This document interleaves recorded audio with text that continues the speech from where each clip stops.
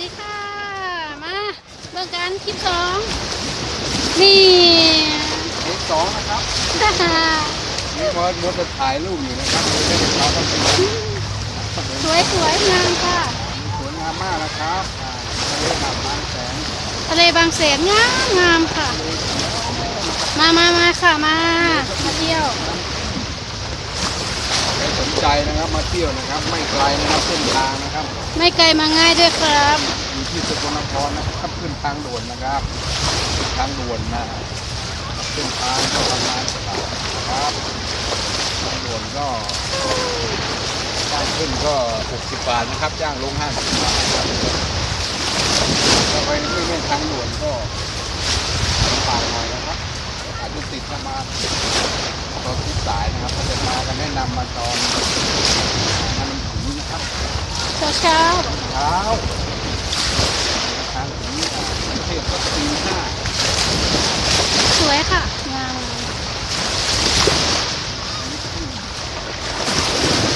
ทะเลกำลังพัดน้ำทะเลขึ้นบกพัดขึ้นกำลังแรง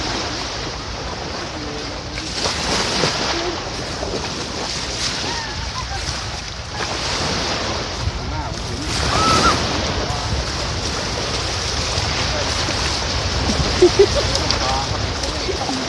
ปลานึกว่าปลากาบปลาเขา มองไปก็จะมีชีวิตชาวบ้านแบบนี้นะครับนำมาเที่ยวเข้าหาน้ำ สวยค่ะงามค่ะมาเด้อดูมะพร้าวค่ะมะพร้าวดูมะพร้าวนะคะมะพร้าวให้ดู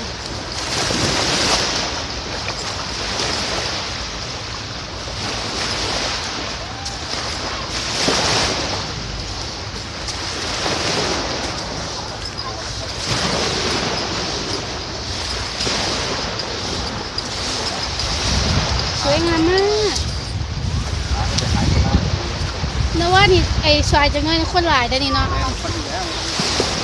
ฮะ เรานี่ดีแล้วมาแต่เช้าไม่ที่จอดรถ สายสักหน่อยนี่เต็มเลยนะ ไป นี่ พัทยาหนีแค่ไปมีที่จอดรถขากลับมาก็เจอเลยครับพี่นกพี่ หอยแล้วครับเก็บหอยเร็วๆนี่นะป้านี่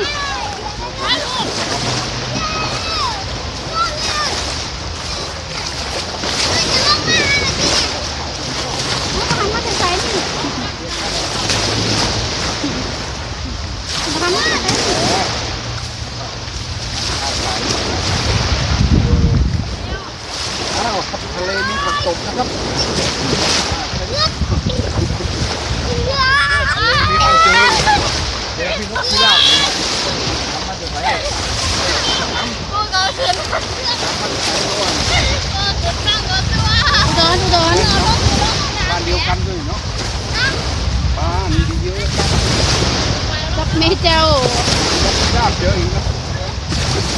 ลาบหากินอะไรครับเนี่ยตอบผมเนาะดีลาบทำไมยิงจังเลยถามเขาไม่ตอบ มันคิดเองคิดแล้วถือนะลองจับนะ ที่เดียดบ่พี่นกพี่ลาบ เอา นะ เอง ค เลย รับ พูดไปเลย ตอนนี้ก็เดินมาเรื่อยๆนะครับเพราะว่าทั้งด้านหน้าด้านหลังมันก็สภาพเดียวกันนะครับ ไปเก็บหอยกันทั้งหมด ร่ม เก็บหอยมือฝากเก็บว่าอ้อมเด้อ มีร่มสำหรับมีร่มมีที่นั่งสำหรับนักท่องเที่ยวยาวตลอดแนวชายหาดบางแสนครับแล้วก็ทั้งสปีดโบ๊ทก็ตลอดแนวครับซึ่งตอนนี้ก็พ่อแม่พี่น้องก็พาลูกหลานมาเที่ยวครับทยอยมาเที่ยวกันก็มากเยอะแล้วนะครับ เก็บหอยมือฝากเก็บว่า ตอนนี้กำลังเก็บหอยนะครับคืออยู่บ้านไม่มีหอยนะครับ ก็จะเก็บหอยไปฝากพี่น้องครับเอาหอยทะเลไปใส่ผักอีเลิศนะครับผักอีเลิศบ้านเรามีแต่หอยจูบหอยจุ๊บจุ๊บหอยจุ๊บจุ๊บนะครับแต่ผมก็เดินไปเรื่อยนะครับมองไกลๆในทะเลจะเห็นชาวประมงหาปลานะครับปลานี้สวยงามมากครับสุดลูกหูลูกตานะครับ ที่สัมผัสมานะครับผู้ที่มาท่องเที่ยวก็มีทั้งคนไทย คนอีสานส่วนใหญ่นะครับจะเป็นอีสานบ้านเฮาเยอะนะครับชัดเจนมากครับ แต่ว่าตอนนี้นักท่องเที่ยว แล้วแค่แรกเลย ต่างชาติยังไม่มีมานะครับมีแต่เราวแค่แรดออกมาแต่เราวแค่แรดออกมานะครับลงน้ำครับ ลงครับ เดินลงครับ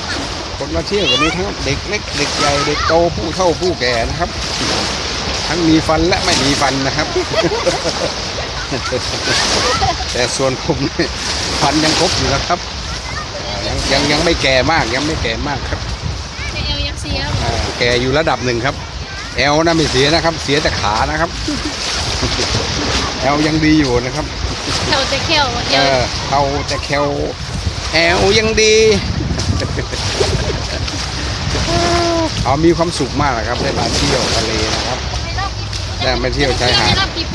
ที่ผมเคยมาครั้งล่าสุดนะครับมาเที่ยวทะเลที่พัทยานะครับก็น่าจะเป็นรอบ20 ปีนะครับ มาครั้งนั้นก็มากับหน่วยทหารนะครับซึ่ง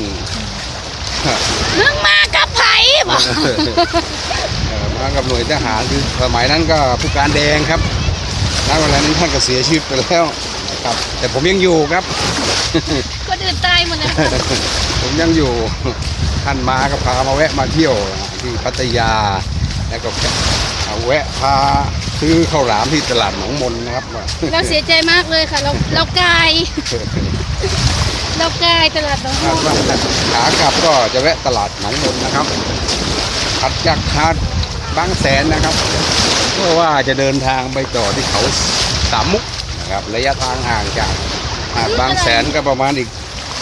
4 กิโลนะครับ4 กิโลเมตรแก้วเศษแก้วนะครับทีมงานผมตกใจครับเห็นขวดเบียร์แตกครับ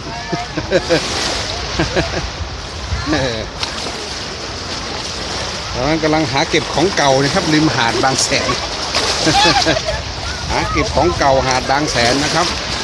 เขาก็จะได้อีห่าได้จะรีบจะมาเที่ยวทะเลบนโลกน้ำ ให้ปูปลาครับตอนนี้เริ่มเยอะครับนักท่องเที่ยวครับกำลังถ่ายรูปนะครับเซลฟี่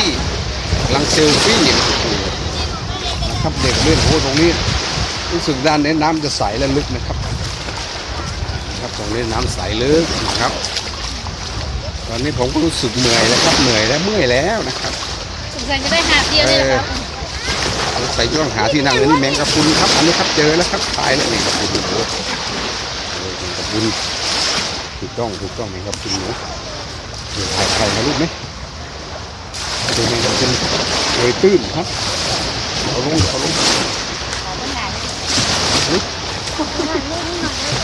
ได้อยู่ครับได้อยู่ ได้สวยเลยครับเอายังไงครับเอามุมไหนเอามุมลูกที่สวยเดี๋ยวผมถอยก่อนถอยครับไม่เป็นไรครับไม่เป็นไรเอาหลายชาติหลายลูกที่สวยตอนนี้กำลังนะครับถ่ายรูปให้กับผู้ที่มาท่องเที่ยวยิ้มครับยิ้มสวยครับเอาไลค์หน่อยไลค์ครับกดไลค์กดไลค์หน่อยครับยิ้มครับไม่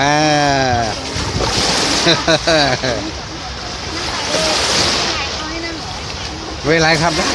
เราไม่ได้หรอกผมเห็นแมงกะพรุนครับน่าจะเป็นแมงกะพรุนนุ่มนะครับอุ้ยสวยนะครับ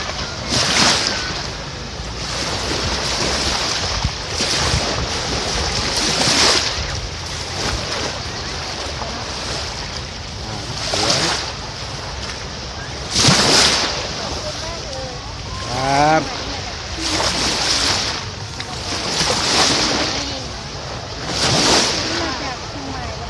โอ้ระยะทางไม่ต่างกันเลย ไม่ต่างกันเลยเชียงใหม่ลำพูนเนี่ยว่าพระเมนออก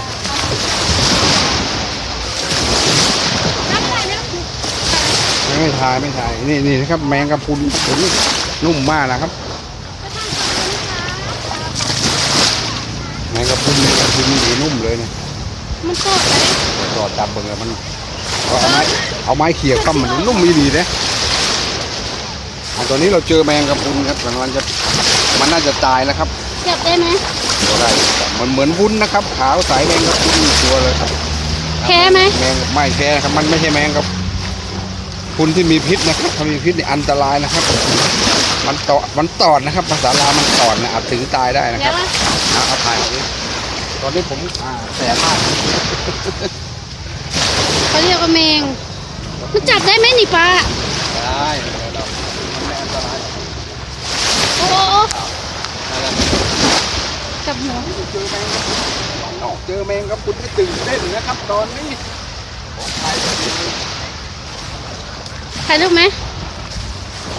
อ่ะเดี๋ยวถ่ายให้